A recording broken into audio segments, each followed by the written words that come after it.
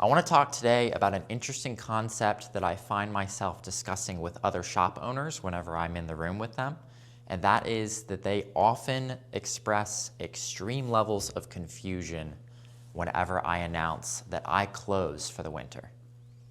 So today is Christmas Eve. We actually closed up on Sunday of this week, and we won't reopen our doors until into January. That is actually a very short break in terms of our shop's history. I'll give you 4 reasons right now why this works for us. First is that we're seasonal. This applies to most shops, but it does depend on where you are. So we're in Central Maryland and in the Mid-Atlantic area between Christmas and Valentine's Day. We're in deep cold. I shouldn't necessarily say deep cold because shops in Canada might see this and laugh. But it does get cold to the point where foot traffic essentially stalls to zero. We'll get a little bit of a Christmas rush, but by the time New Year's rolls around, we are dead in here until we get towards March. And even then, March is a flip-flop month because sometimes it's an extra month of winter and sometimes it's an early spring. But by April, we are definitely rolling hot. So with our seasonality, we've adopted a mindset where we double and triple down in the spring and summer months, and that's when we make our income.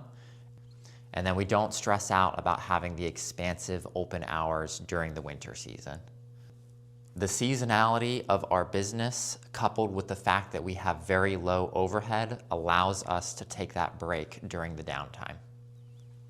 Which brings me to the second of the 4 reasons we can do this, which is we maintain a very lean operation and we have low overhead. I can understand if you have $5,000 plus rent and 10 employees that it's not really feasible for you to close over the winter. But I would argue that if you have a down season, you definitely should at least lean up your hours and staffing. Otherwise, you are burning a lot of excess overhead for not much return. You want to strike when the iron's hot in this business, and that's going to be during the spring and summer, unless of course you've got a shop in Florida, whereas January may be your busy time. Third reason we're able to close for 2 months over the winter is that we maintain high margins. I'm going to sound like a broken record using the word margin in every one of my videos, but when it comes to selling used bikes versus new bikes, that is a lot of what gives us our advantage. Our margins are much higher, even though our whole dollar amounts are lower. I sometimes like to replace the word margin with flexibility, because if you're in a position where you're making most of your year's income in a short period of time at high margin sales, you can afford to take the off season off. Think about it, it just makes sense. If you have low overhead and high margins, then for you to take 2 months off, having that 2 months of cash reserves is going to be very easy for you to do. You could choose to not take the time off at all, and that's fine, but for me personally, if I'm gonna sit around twiddling my thumb, generating minimal revenue, I would rather take that time to recharge, reset, and figure out how to set up Domino's more properly for when the on-season does roll in again. So we've talked about seasonality, having low overhead, and having high margin. Finally, the last reason we're able to do this and take 2 months off during our down season is that we do offer e-commerce through our website.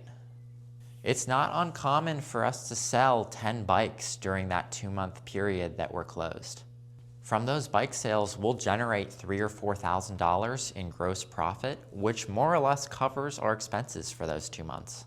A lot of shop owners fight me on it, and I'm not trying to argue that it's the best solution for anyone out there. There are certain setups where it would not make any logical sense for you to be closed for 2 months out of the year.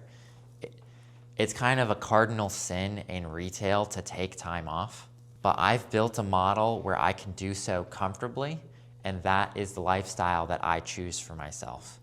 I give myself the best of both worlds where I can operate retail but also have some of that personal time for myself.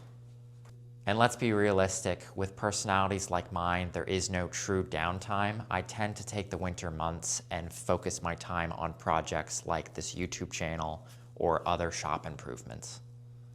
If you run a leaner shop and you'd be interested in taking some time off in the winter months, I can help you with improvements like that with your work-life balance, as well as teaching you how to strike harder when the iron is hot during on-season. You can check out the playlist on this channel, which I've separated by separate facets of running a successful bike shop, and you can also check out the links below. See you in the next video.